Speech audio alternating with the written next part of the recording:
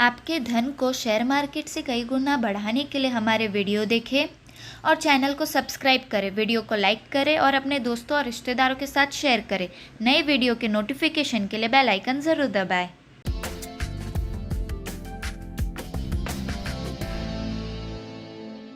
नमस्कार, एफएनओ की पाठशाला में आप सभी का स्वागत है। मैं हूं मानसी दवे। शेयर बाजार की ट्रेडिंग की अगर बात करें तो वो तो आपको कहीं कहीं आती है, शेयर बाजार, स्टॉक मार्केट, निफ्टी, सेंसेक्स वगैरह क्या है।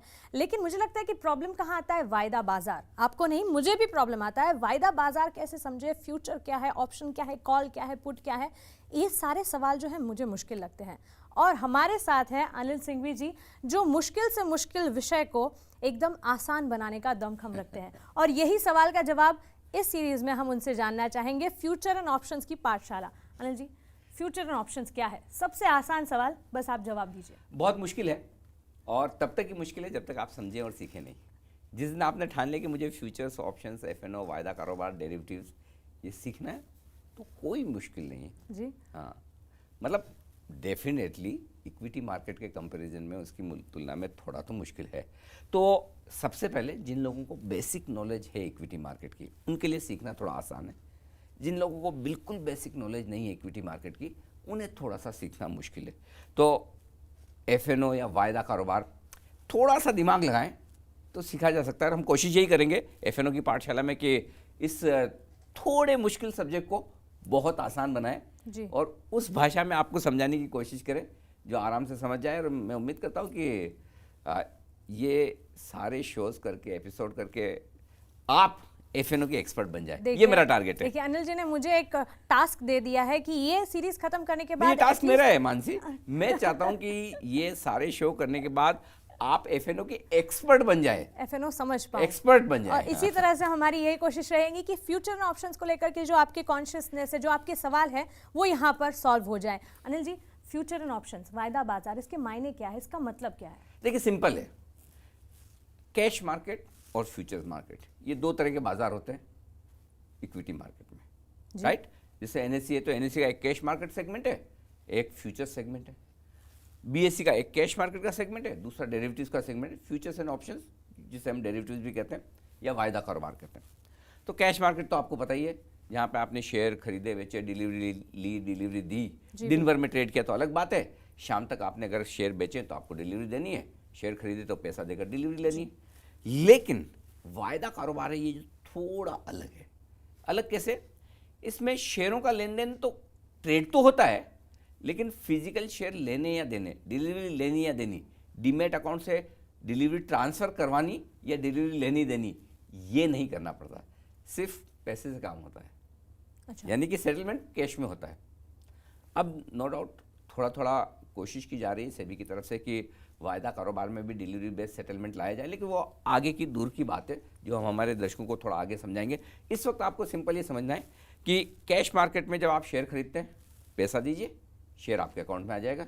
जब बेचना है, शेयर दीजिए, बेचेंगे, पैसा आपके अकाउंट में आ जाएगा। लेकिन वायदा कारोबार में, फ्यूचर्स एंड ऑप्शंस में ऐसा नहीं होता। जब आप ट्रेड करते हैं, जिस प्राइस पर आप ट्रेड करते हैं, लॉन्ग या शॉर्ट, खरीदने या बेचने का, और जिस प्राइस पर उस ट्रेड को खत्म करते हैं, इसके बीच का जो डिफरेंस है, या तो आपको पैसा मिल जाएगा या आपको पैसा देना है। प्रॉफिट किया तो पैसा आ जाएगा, लॉस किया तो आपको देना पड़ेगा। सिंपल। जी बिल्कुल। अनिल जी, आपने एक वर्ड यूज किया, लॉन्ग और शॉर्ट। फ्यूचर एंड ऑप्शंस में लॉन्ग और शॉर्ट, इसका मतलब आप हमें बताएं। लॉन्ग का मतलब खरीदना, शॉर्ट का मतलब बेचना। कैश मार्केट में प्रॉब्लम क्या है? जब आप बेचना चाहते हैं तो आपके पास डिलीवरी होनी चाहिए, वो शेयर होने चाहिए। नहीं है तो बेचेंगे कैसे? 3:30 बजे मार्केट खत्म हुआ, आपको डिलीवरी देनी पड़ेगी, नहीं देंगे तो ऑक्शन हो जाएगा। लेकिन वायदा कारोबार में अगर आपके पास शेयर नहीं है तब भी आप बेच सकते हैं, और उसको शॉर्ट कहते हैं। शॉर्ट करना मतलब शेयर नहीं है फिर भी बेचना है, जाइए बेच दीजिए। वायदा कारोबार में, फ्यूचर्स में आपके पास ये सुविधा है। अगर आपको लगता है भाई ये शेयर बहुत बढ़ गया, क्यों बढ़ गया, मुझे अच्छा नहीं लगता, ज़्यादा बढ़ गया, या मेरा व्यू है कि ये शेयर खराब होगा, नीचे जाएगा, तो आपके पास अगर वो शेयर नहीं भी है मानसी जी, तब भी आप बेच सकती है। ये वायदा कारोबार की खूबसूरती है। जी बिल्कुल। तो ये आप किस तरह से कर सकते हैं, इसकी प्रोसीजर क्या है, ये ज़रूर हम आगे बताएंगे आपको। लेकिन यहाँ पर एक सवाल ये उठता है कि फ्यूचर एंड ऑप्शंस, ये वायदा बाजार जो है, शेयर मार्केट तो था, फ्यूचर एंड ऑप्शंस की शुरुआत कैसे हुई, कहाँ से हुई? देखिए, पहले तो ये कि हम हमारे दर्शकों की सुविधा के लिए एक काम करेंगे, ऑप्शंस को एक बार छोड़ ही देते। जी। ऑप्शंस तो इतना कॉम्प्लिकेटेड है कि जब तक आप फ्यूचर नहीं समझेंगे ऑप्शन समझने के बारे में सोच ही नहीं, एक बार ऑप्शन अलग कर देते हैं, ठीक है। सिर्फ फ्यूचर पे कॉन्सेंट्रेट सिर्फ फ्यूचर पे कॉन्ट्रैक्ट फोकस करेंगे। शुरुआत हुई साल 2000 में हिंदुस्तान में, दुनिया में तो काफ़ी समय से चल रहा है। 2000 में एनएसई ने इंडेक्स फ्यूचर्स से शुरुआत की थी। अब इंडेक्स फीचर्स भी आपका सवाल होगा, वो मैं थोड़ी देर में आपको बताऊंगा कि किस तरह से किसे इंडेक्स फीचर्स कहते हैं। लेकिन साल 2000 में इंडेक्स फीचर्स से शुरुआत की और 2001 में फिर ऑप्शंस की भी शुरुआत हुई।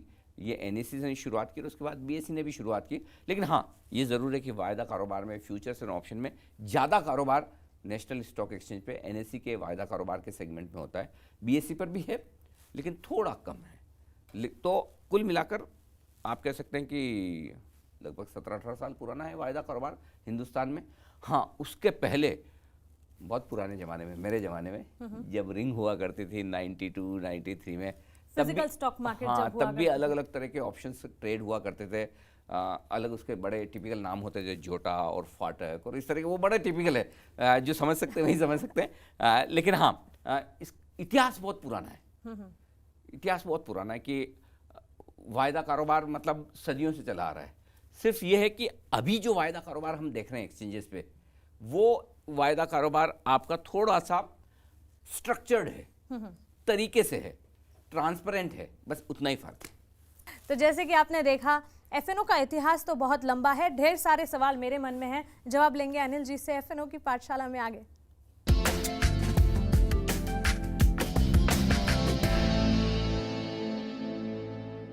एफएनओ की पाठशाला में आपका स्वागत है। मैं हूं मानसी दवे और हमारे साथ जुड़े हैं जी बिजनेस के मैनेजिंग एडिटर अनिल सिंघवी। आज हम इनसे जानेंगे कि एफएनओ फ्यूचर्स वायदा कारोबार की जब हम बात करते हैं, अनिल जी मैंने अखबारों में पढ़ा है कि काफी रिस्की ट्रेड है ये। जब वायदा कारोबार में तुम कहाँ नहीं है मानसी? जब यहाँ पर आप निवेश करने की कोशिश करते हैं तो कई लोग बर्बाद हो गए। ये रिस्क की वजह क्या है और इसे किस तरह से टैकल किया जाए? अगर आपको तैरना नहीं आता तो आप पूल में कूदेंगी? जी बिल्कुल नहीं। और नहीं, बिना सीखे कूदेंगी तो फिर डूबेंगी। बस यही एफएनओ में भी है। प्रॉब्लम एफएनओ की नहीं है। देखिए, अगर आपको प्लेन उड़ाने के लिए दे दिया जाए और प्लेन क्रैश कर जाए तो गलती आपकी है या प्लेन की है? मेरी गलती है, क्योंकि आपको नहीं आता। सिंपल। सेम उसी तरह से गलती वायदा कारोबार की नहीं है। जो लोग बिना सोचे समझे, बिना पढ़े लिखे, बिना इसको जाने पहचाने करेंगे तो फिर ये दिक्कत तो आने वाली है। और फिर हम ब्लेम क्या करते हैं? अरे वायदा कारोबार में लोग बर्बाद हो गए, डूब गए, मर गए, रोड पर आ गए। ऐसा कुछ नहीं है। हाँ, अगर आप बिना तैयारी के, बिना सोचे समझे, बिना पढ़े लिखे करेंगे तो ये तो होना पक्का है। और ये किसी भी काम में होना पक्का है, वायदा कारोबार की ट्रेडिंग ही नहीं, किसी भी काम में। तो सिंपल ये है कि करने के पहले सीखे। ये है ना, on the job training type वाला मामला नहीं है कि करते करते सीख लें। इससे पहले सीख लें, फिर इसमें कूदें, फिर करें, फिर लॉस करें और उतना ही लॉस करें जो आपको सिखाता रहे, और उसके बाद फिर से ट्रेड करने के लिए जिंदा रहें। जी बिल्कुल। तो ये फॉर्मूला है वायदा कारोबार में शुरुआत करने का। जैसे कि अनिल जी ने बोला, पहले आप सीखें और फिर इसमें कूदने की कोशिश करें। वायदा कारोबार ऑन द जॉब ट्रेनिंग बिल्कुल नहीं है। अनिल जी, मुझे एक बात बताइए, ट्रेडर्स और इन्वेस्टर्स, हम हर बार सुनते आते हैं कि ट्रेडर्स और इन्वेस्टर्स में एग्जैक्टली फ़र्क क्या होता है? बहुत फ़र्क है। ठीक उसी तरह से जैसा T20 प्लेयर और टेस्ट मैच के प्लेयर में। ओके। आपको T20 में हार्दिक पांड्या दिखेंगे और टेस्ट मैच में चेतेश्वर पुजारा दिखेंगे। क्या आप शॉर्ट टर्म लॉन्ग टर्म की बात कर रहे हैं? एब्सोल्युटली। वायदा कारोबार का काम सिर्फ दो तरह से वायदा कारोबार होता है। एक तो ये कि प्योरली ट्रेडिंग के हिसाब से, जो आमतौर पर लोग मानते हैं, और दूसरा होता है हेजिंग के लिहाज से, यानी कि आपका कोई इन्वेस्टमेंट है, उसकी आप सुरक्षा करना चाहते हैं, जो हम थोड़ा आगे वाले एपिसोड्स में बताएंगे। तो ये दो तरीके से वायदा कारोबार का किया जाता है। पहले हम आमतौर पर जो हमारे दर्शक ट्रेडिंग के लिहाज से सोचते हैं वो बताएं। तो इसमें सिंपल है कि जब आप वायदा कारोबार में ट्रेड करते हैं तो आप इन्वेस्टमेंट के बारे में नहीं सोच रहे। ओके। सिर्फ और सिर्फ ट्रेडिंग के बारे में सोच रहे। तो ट्रेडिंग की आपकी वो माइंडसेट होनी चाहिए, है ना। क्या होता है, ट्रेडर के लिए कुछ स्किल्स चाहिए, कुछ समझ चाहिए, कुछ डिसिप्लिन चाहिए कि कब आपको एंटर करना है, कब एग्जिट करना है, कितना लॉस करना है, कितना स्टॉप लॉस होना चाहिए, कितनी क्वांटिटी में करना है, एक दो ट्रेड में लॉस हो जाए तो रुक जाना है, ये 50 चीजें होती है ट्रेडिंग में। मतलब ज्यादा नहीं, हम 25-50 एपिसोड कर सकते हैं इतना सब कुछ है। लेकिन शॉर्ट में जो मैं बताऊं तो आमतौर पर जो इन्वेस्टर्स वायदा कारोबार में, आमतौर पर जो ट्रेडर्स, मैं वायदा कारोबार वालों को इन्वेस्टर कहता ही नहीं। अच्छा वो है ही नहीं इन्वेस्टर, एक्चुअली नहीं वो है। इन्वेस्टर्स नहीं, ट्रेडर्स ना हैं। ना, वो ट्रेडर ही है, 100% ट्रेडर ही है। तो जो ट्रेडर्स है वो ट्रेडर ही है और शॉर्ट टर्म ही सोच रहे हैं। मतलब एक महीने की एक सीरीज होती है, अगर महीने भर का भी व्यू ट्रेडर ले ले तो बड़ी बात है। वायदा कारोबार में तो हालत ऐसी है ट्रेडर्स की कि अभी से लेके सुबह से लेके दोपहर तक, दोपहर से लेके शाम तक या 3:30 बजे तक ट्रेड हो जाए, खत्म। रात को क्यों पोजीशन रखनी, नेक्स्ट डे नया देखेंगे। सो कंप्लीटली ये ट्रेडर्स के लिए ज़्यादा है बजाय इन्वेस्टर्स के। है अगर इन्वेस्टर्स के लिए तो वो बहुत बड़े इन्वेस्टर्स, म्यूचुअल फंड्स, एफआईज, वो हेजिंग के लिहाज से इसे इस्तेमाल करते हैं, जो हम आगे बात करेंगे। अच्छा, तो मतलब आप ये कहना चाहते हैं कि अगर वायदा कारोबार में निवेश करना है तो एक ट्रेडर की तरह सोचना है, ना कि एक इन्वेस्टर्स की तरह, ना। जैसे एक शॉर्ट टर्म के लिहाज से हमें इसमें जिसको इन्वेस्ट सोचना करना है वो कैश में पूरे पैसे दे, डिलीवरी खरीदे, अपने डीमेट अकाउंट में ट्रांसफर करें, सालों साल रखे, पैसा बनने दें, शेयर पर नजर रखें, कंपनी सब ठीक ठाक कर रही है, और जब तक आपको लगता है ठीक ठाक कर रही है, शेयर ऊपर नीचे हो, घबराए नहीं और आराम से 2 साल 3 साल 5 साल 10 साल उससे पैसा बनाए। वो इन्वेस्टर है जी। या तो मिनटों मिनटों वाला खेल है, तो यहाँ इन्वेस्टर का सवाल ही नहीं, ये सबके सब ट्रेडर हैं। अच्छा, तो अनिल जी एक सवाल ये भी है कि ये जो फ्यूचर एंड ऑप्शंस की हम बात कर रहे हैं, जी। वायदा कारोबार या डेरिवेटिव मार्केट के, ये है तो इसी शेयर बाजार का हिस्सा। बिल्कुल। तो फिर ये शेयर मार्केट से अलग कैसे है? हाँ, डेरिवेटिव्स, इसको डेरिवेटिव्स मार्केट कहते हैं। डेरिवेटिव्स मतलब क्या? डिराइव करना। डिराइव क्या करते हैं, यानी कि आपके पास कोई एक एसेट क्लास है जी। उसके बेसिस पर आप ट्रेड करना चाहते हैं। और वायदा कारोबार में एसेट क्लास क्या है? कोई इंडेक्स, जैसे कि सेंसेक्स, निफ्टी, बैंक निफ्टी, या फिर कोई स्टॉक, ये एसेट है, जी। उसके ऊपर आप फ्यूचर्स वायदा आगे के समय के लिए ट्रेड करना चाहते हैं, जी। उसको कहते हैं डेरिवेटिव्स। सिंपल फर्क क्या है? देखिए, एक सिंपल फर्क जो आपको समझ लेना है फ्यूचर्स और कैश मार्केट में क्या है। कैश मार्केट में जैसे हमने पहले भी बताया कि आज आपने शेयर खरीदा, पैसे दीजिए, डिलीवरी आ जाएगी आपके अकाउंट में 2 दिन बाद, रखिए, जब बेचना है डिलीवरी दीजिए, और जब बिक जाए आपके अकाउंट में पैसा आ जाएगा। जी बिल्कुल। लेकिन फ्यूचर्स में क्या होता है? फ्यूचर्स में आप ये करते हैं कि मैं एक ऐसा ट्रेड किसी के साथ कर रहा हूं जो एक फ्यूचर डेट पर मैं सेटल करूंगा, खत्म करूंगा। ठीक है, आज नहीं। आज मैंने आपके साथ, सपोज मैंने एक ट्रेड ऐसा किया कि मैं आज 950 रुपये में आपसे रिलायंस खरीद रहा हूँ, आप रिलायंस बेचें, और मैं ये कहता हूँ मेरे पास पूरा 10 दिन का, 15 दिन का, 1 महीने का टाइम है। जी। ये सीरीज है, इस सीरीज के पहले पहले मैं जब चाहूँ वापस बेच सकता हूँ। तो ये उस तरह का एक फ्यूचर डेट का ट्रेड होता है जो दोनों ही तरह के इन्वेस्टर्स, दोनों ही तरह के ट्रेडर्स, खरीदने वाले और बेचने वाले करते हैं। थोड़ा कॉम्प्लिकेटेड है, बस बेसिकली ये समझ लीजिए, जब आप इन्वेस्ट करते हैं आज की डेट के लिए ट्रेड कर रहे हैं, जब फ्यूचर्स में ट्रेड करते हैं, ऑप्शंस हम आगे बताएंगे, जब आप फ्यूचर्स के लिए ट्रेड करते हैं तो आगे की डेट के लिए ट्रेड करते हैं। तो अनिल जी, जवाब जितने मिले उससे ज्यादा आप सवाल बन गए हैं, होना ही चाहिए और इन सारे सवालों के जवाब मैं लेने वाली हूँ आगे FNO की पाठशाला में। बिल्कुल।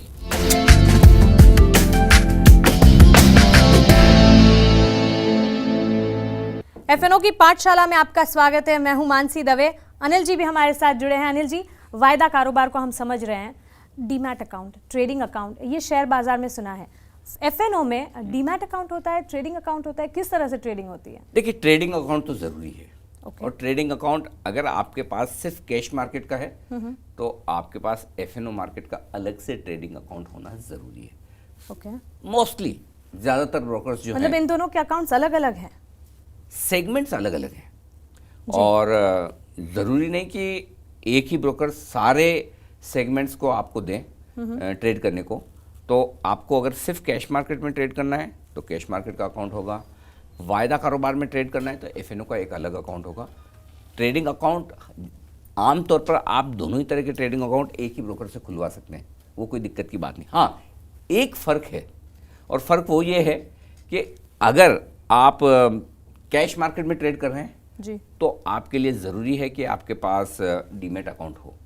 लेकिन अगर आप एफएनओ में ही ट्रेड करना चाहते हैं तो डीमैट अकाउंट की ज़रूरत बिल्कुल नहीं है। तो गौर करने वाली बात है कि अगर आप शेयर मार्केट में ट्रांजैक्शन करना चाहते हैं तो डीमैट अकाउंट की जरूरत आगे है। चलते हुए एफएनओ में आगे चलते हुए जब सेबी कुछ शेयरों में, कुछ वायदा कारोबार के शेयरों में डिलीवरी सेटलमेंट लेकर आएगी, थोड़ा कॉम्प्लिकेटेड है, हम आगे समझाएंगे, तब शायद हो जाए कि डीमैट अकाउंट खुलवाना पड़े। लेकिन अभी आज की तारीख में अगर आपको सिर्फ और सिर्फ वायदा कारोबार में ट्रेड करना है, एफएनओ में ट्रेड करना है, डीमैट अकाउंट की जरूरत नहीं। हाँ, ट्रेडिंग अकाउंट होना चाहिए, बैंक अकाउंट होना चाहिए, वो तो जरूरी है। कैश मार्केट के लिए डीमैट अकाउंट की जरूरत है। एफएनओ में सिर्फ अगर आपको निवेश करना है तो डीमैट अकाउंट नहीं बिल्कुल। चाहिए। अनिल जी, कॉन्ट्रैक्ट क्या है? Contract agreement simple. अच्छा, तो अगर फ्यूचर एंड ऑप्शंस की बात करें, वायदा बाजार की बात करें, उसमें कॉन्ट्रैक्ट लेना पड़ता है। कॉन्ट्रैक्ट तो बड़े महंगे होते हैं। हाँ बिल्कुल होते हैं, और कॉन्ट्रैक्ट का नाम सुनते ऐसा लगता है कि हम कोई बड़ा काम करने जा रहे हैं। जी बिल्कुल, है ना। वैसे ऐसा है नहीं, सिंपल।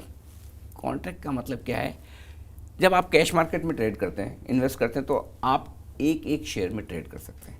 एक शेयर खरीदा, एक शेयर बेचा। लेकिन वायदा कारोबार में शेयर एक एक ट्रेड नहीं होता, कॉन्ट्रैक्ट ट्रेड होता है, जिसे आमतौर पर आप ये कह सकते हैं कि अलग अलग सीरीज के कॉन्ट्रैक्ट होते हैं। अब आपका सवाल ये भी आएगा कि सीरीज क्या होती है? क्या है? हाँ, तो जैसे हर वक्त वायदा कारोबार में किसी भी स्टॉक में 3 सीरीज चालू रहती है। इस महीने की सीरीज, अगले महीने की सीरीज और उसके अगले महीने की सीरीज। अच्छा, मतलब अगर ये मई चल रहा है तो मई, जून, जुलाई। तो हम मई को कहते हैं करंट मंथ सीरीज, तो वो करंट मंथ कॉन्ट्रैक्ट हो गया। जून को कहेंगे हम next month series, next month contract हो गया। और जुलाई को कहेंगे हम फार मंथ सीरीज, यानी कि तीसरे महीने का कॉन्ट्रैक्ट हो गया। तो जो जिस महीने में आप ट्रेड कर रहे हैं, आप मई के महीने में जुलाई भी ट्रेड कर सकते हैं, जून भी ट्रेड कर सकते हैं। तो जो महीने का आप जिस सीरीज का आप ट्रेड कर रहे हैं उसको आप कॉन्ट्रैक्ट कहते हैं, कि मैं मई का कॉन्ट्रैक्ट ट्रेड कर रहा हूँ, जून का कॉन्ट्रैक्ट ट्रेड कर रहा हूँ, जुलाई का कॉन्ट्रैक्ट ट्रेड कर रहा हूँ। अच्छा। तो सीरीज और कॉन्ट्रैक्ट कमोबेश एक ही बात है। अच्छा, तो ये कॉन्ट्रैक्ट में कितने शेयर्स होते हैं? हाँ, अब हर एक कॉन्ट्रैक्ट में आपको जब ट्रेड करना होता है तो वो लॉट्स में ट्रेड करना होता है। लॉट्स, उसको लॉट कहते हैं। अनिल जी, सुना तो था कि लॉट खरीदे, लॉट बेचे। हाँ, तो उसमें ऐसा है कि जैसे आप कैश मार्केट में एक शेयर खरीद सकते हैं, एक बेच सकते हैं जी। वायदा कारोबार में ऐसा नहीं है। हर एक का लॉट साइज फिक्स है। जैसे कि निफ्टी का 25 का लॉट है या 50 का लॉट है। स्टॉक्स का हर एक का अलग अलग लॉट साइज हो सकता है। किसी का 200 शेयरों का होगा, किसी का 500 शेयरों का होगा। आमतौर पर जो नियम बने हुए हैं इस वक्त, तो सेबी ने नियम यह बना रखा है कि किसी भी कॉन्ट्रैक्ट की लॉट साइज जो है उन शेयरों की संख्या और उनकी मार्केट वैल्यू, ये मिलाकर 5 लाख रुपए के आसपास होनी चाहिए। ओके, लॉट साइज की वैल्यू मिलाकर के 5 लाख। क्या? हाँ, तो जब 5 लाख के आसपास की से सपोज कोई शेयर 100 रुपए का है, ठीक है, और उसकी लॉट साइज बनानी है तो 5000 की लॉट साइज होगी जी। ठीक है, तो 5 लाख का अप्रोक्सीमेटली लॉट वैल्यू हो गया। अब ऐसा तो है नहीं कि शेयर 100 का 100 पे ही रहेगा।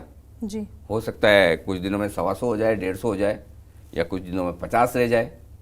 तो वैल्यू 5 लाख से कम भी हो सकती है, ज़्यादा भी हो सकती है। तो आमतौर पर 5 लाख के आसपास लॉट साइज रखने की कोशिश की जाती है। समय समय पर सेबी और एक्सचेंज इसको रिव्यू करते हैं।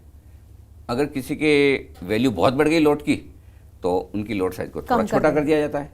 किसी की बहुत कम हो गई तो थोड़ा बढ़ा दिया जाता है। कुछ शेयर ऐसे हैं जिनकी लॉट साइज 20 से 25,000 की भी है, और कुछ शेयर ऐसे हैं जिनकी लॉट साइज सिर्फ 50 की है। तो उनकी वैल्यू ज्यादा होगी, इसलिए लॉट साइज कम है। एग्जैक्टली। और जो निफ्टी फ्यूचर्स हैं या जो बैंक निफ्टी फ्यूचर्स हैं, जो इंडेक्स फ्यूचर्स हैं, उनकी लॉट साइज 25 की भी है, 50 की भी है।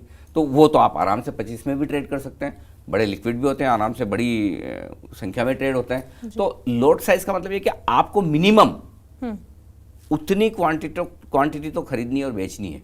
सपोज रिलायंस का लॉट साइज समझिए 150 शेयर का है जी, ठीक है। अब रिलायंस का 150 शेयर का लॉट साइज है। अगर आपको कैश में खरीदना हो रिलायंस तो आप 2 शेयर भी खरीद सकते हैं, 5 भी खरीद सकते हैं। लेकिन वायदा कारोबार में खरीदना बेचना है तो मिनिमम 150 खरीदना पड़ेगा, मिनिमम 150 बेचना पड़ेगा। लेकिन वो 150 उतने पैसे देने पड़ेंगे या हाँ, नहीं? पैसे उतने नहीं देने पड़ते हैं। हाँ, यही तो क्योंकि वायदा अगर कारोबार की कॉन्ट्रैक्ट है, लॉट है खूबसूरती। कैश मार्केट में और वायदा कारोबार में यही सबसे बड़ा फर्क है। कैश मार्केट में जितना आप खरीद रहे हो उतना पूरा का पूरा पैसा देना होगा। इसमें सिर्फ और सिर्फ थोड़ा सा मार्जिन देना होता है। इसी वजह से लोग कैश मार्केट के बजाय वायदा कारोबार में ट्रेड करते हैं। लेकिन प्रॉफिट और लॉस जो है वो आपके पूरे कॉन्ट्रैक्ट साइज पर होता है। भले आपने समझिए आपके पास 150 शेयर का लॉट है रिलायंस का, उसकी वैल्यू 14 लाख रुपए है, ठीक है। तो आपसे पूरे 14 लाख नहीं लिए जाएंगे अगर आप खरीद रहे हैं तो। सिर्फ मार्जिन, सिर्फ 20%, 15%, 25% अलग अलग मार्जिन होता है, अलग अलग शेयर का, वो लिया जाता है। और उसके बाद जो हम आगे थोड़ा विस्तार से मार्जिन बताएंगे, अलग अलग तरह के मार्जिन होते हैं, span margin, initial margin, mark to market margin और पता नहीं क्या क्या तरह के मार्जिन, ठीक है। मतलब ब्रोकर भी कंफ्यूज हो जाते हैं, इतने मार्जिन आते हैं। लेकिन सबसे ज़्यादा अहमियत वाला होता है M2M, यानी कि मार्क टू मार्केट लॉस या प्रॉफिट वाला मार्जिन, वो हम आगे बताएंगे। लेकिन कुल मिलाकर ये है कि आपको जब वायदा कारोबार में आप ट्रेड करते हैं फ्यूचर्स में, तो आपको पूरे पैसे नहीं भरने, थोड़े मार्जिन, बस मार्जिन दिया, आपका कॉन्ट्रैक्ट खड़ा हो गया, आपकी पोजीशन ओपन है, जब आपको वापस क्लोज करनी। अच्छा, आप चाहें तो पहले शॉर्ट भी कर सकते हैं, पहले बेच भी सकते हैं, बाद में खरीद सकते हैं। ज़रूरी नहीं कि पहले खरीद के ही बेचना है।